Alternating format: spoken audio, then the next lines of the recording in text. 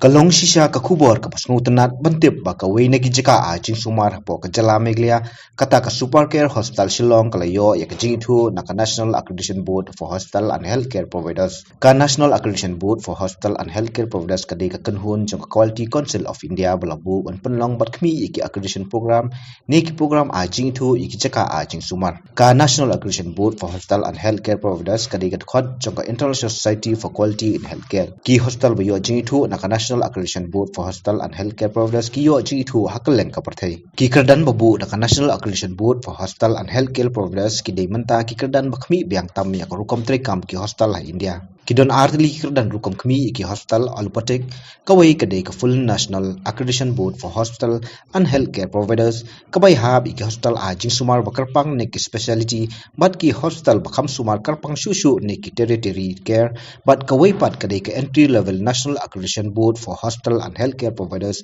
kabakhmi iki hospital khamret kibamdan ya jingdon kambay hab kakaran full National Accreditation Board for Hospital and Healthcare Providers ka Supercare Hospital klayo ya jingithuh National Accreditation Board for Hospital and Healthcare Providers entry level hakasantrik risaw arja arpuai but klayo ya jingithuh bapura ka full National Accreditation Board for Hospital and Healthcare Providers haka arpnatrik arjar arpuar kani ka jingithuh kantrikam hadu ka laipo turik nalor arjar arnrio. And all this started in '96, filling the road up and conceiving the idea to make a hospital here one day. But that took money. And at that time, even a few lakh rupees I used to earn or make a small amount, used to keep aside to do some site development here. So this continued over a lot of long years, and the road started going up. The road you see existing now was totally a sort of a precipice at one time. And we raised it up to about 32 feet from the ground level to what is just now existing. It's a multi-staged project where it took a lot of resilience and a lot of sort of commitment. So the main thing was the entry first. And it took us, I think, from '96 till 2008 till we were able to satisfy that it had come up about 20-25 feet. Then after that started the grid to make to strengthen the road on both sides. So you see the road as it is now. The thing is that the main thing is the entrance first.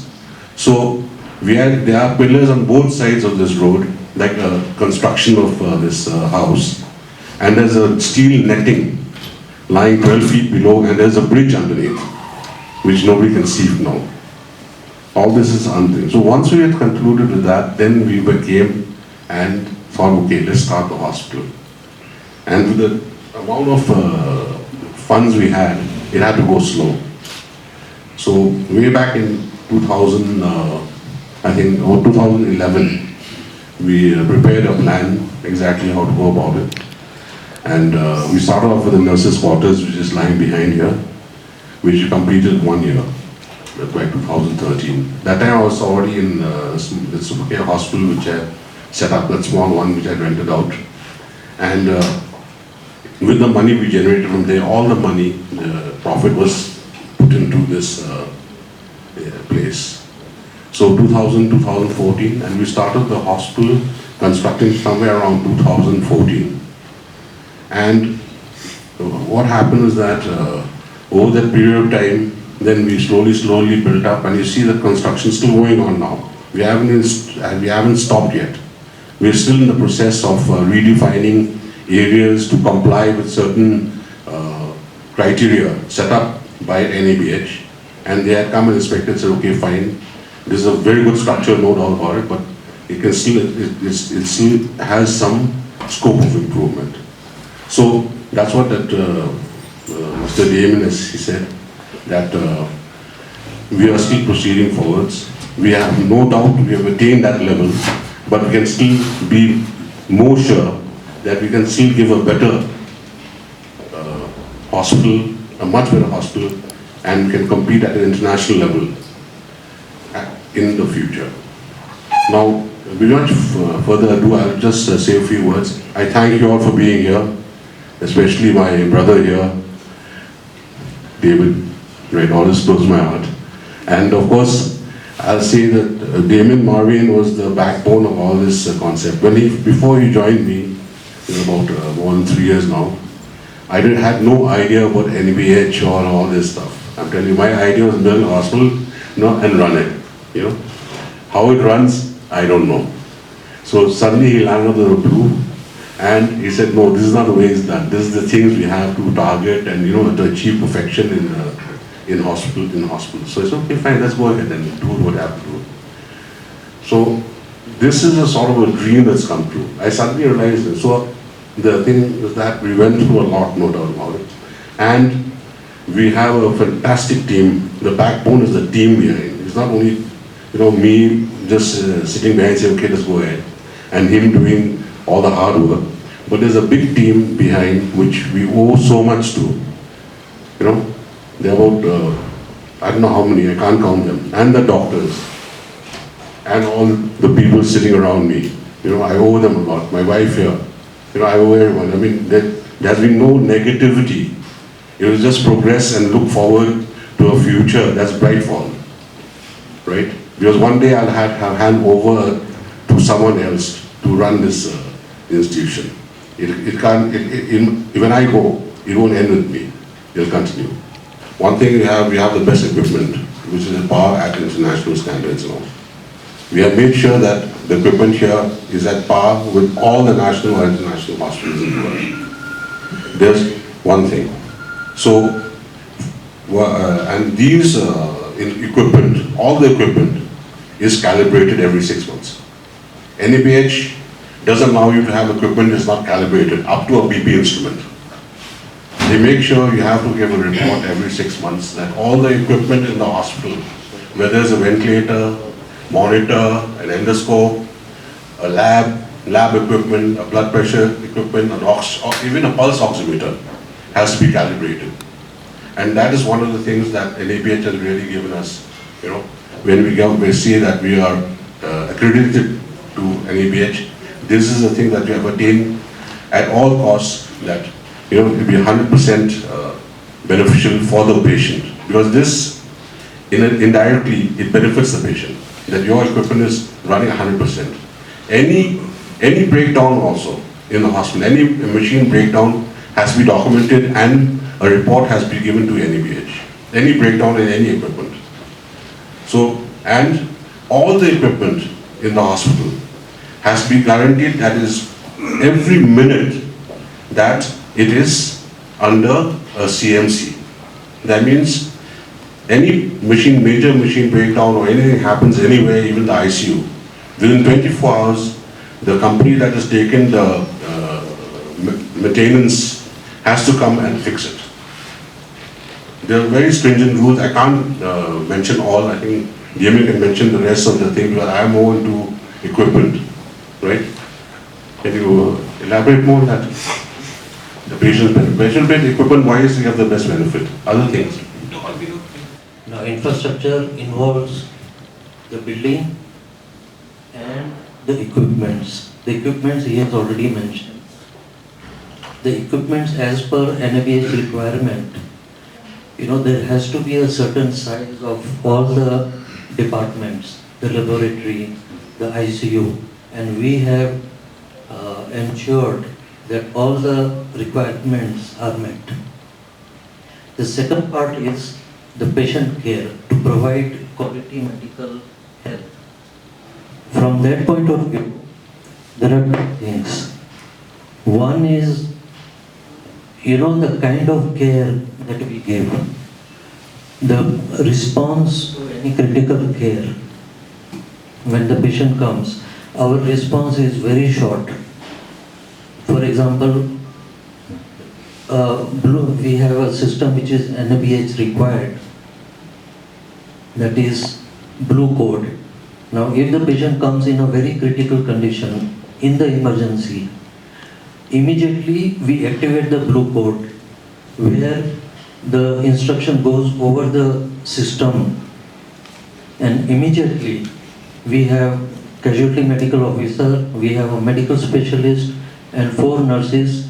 They run and immediately attend to the critical care of the patient. Immediately the ICU, the wards are informed about the condition of the patient. So these are the kind of things which are required as per NABH, and we have met all the requirements. Number 3,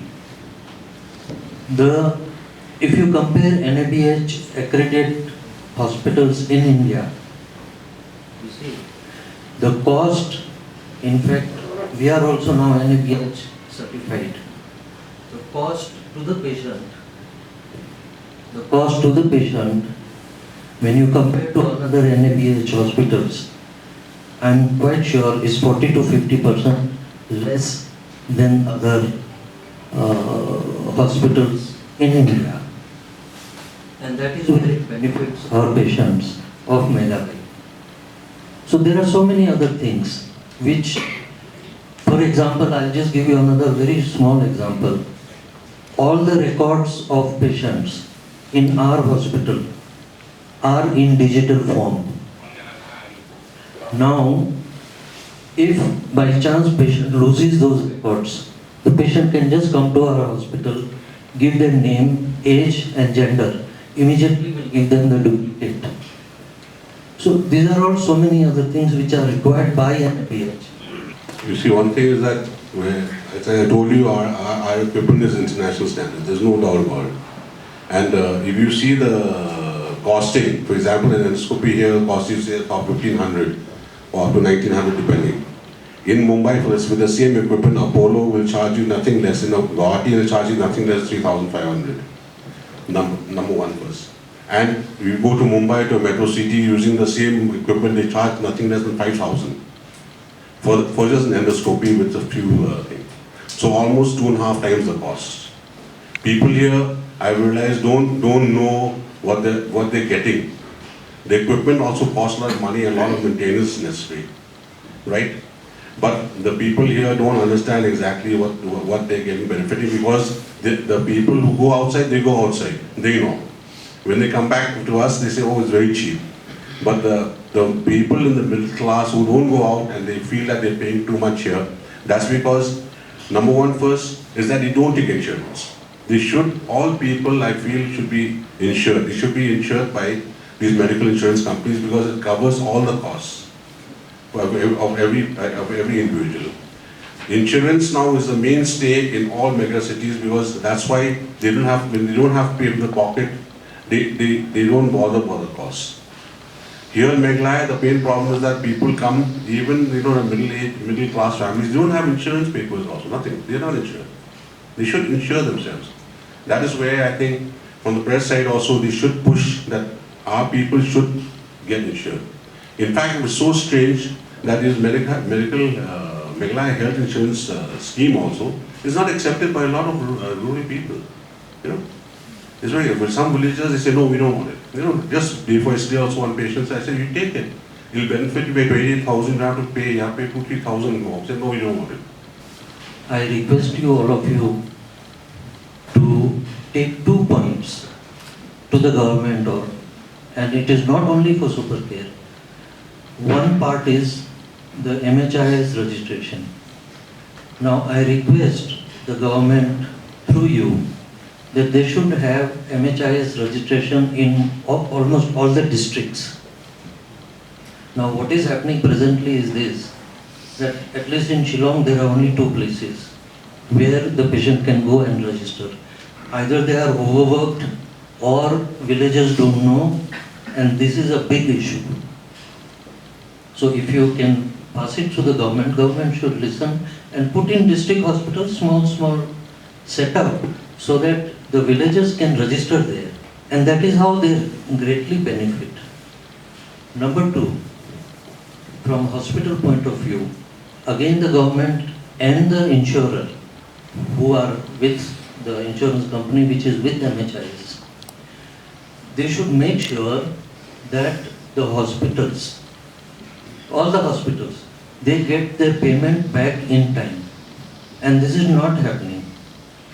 Because if insurance company which is associated with MHIS, if they give the payment back to hospitals in time, then the turnaround period is very short. and that actually benefits the patients. So these are the two important things I think you can carry to the government, and that will help all the hospitals. We are not talking of our only Supercare Hospital. 2 months, 3 months, that is the backlog. A year also. And that would Sometimes be for a year. that would be amounting to approximately. Well, I don't know the figure, but now I'll tell you another part where what is saying that sometimes a year we don't get the money. This September there was one insurance company, and from September, another insurance company is taken with MHIs. Now, those patients who we treated in July, August, we haven't got the money. Okay.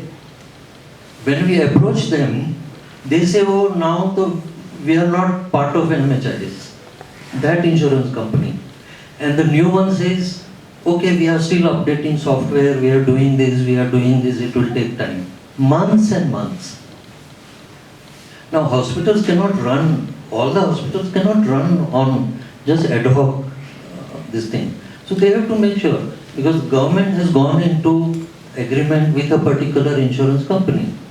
The hospitals are involved and they have approved it. So they should make sure that the payment comes to the hospital. That will benefit, no? It's not about profitability of the hospital. It is about the churning of the amount so that we can give more benefit to the patients.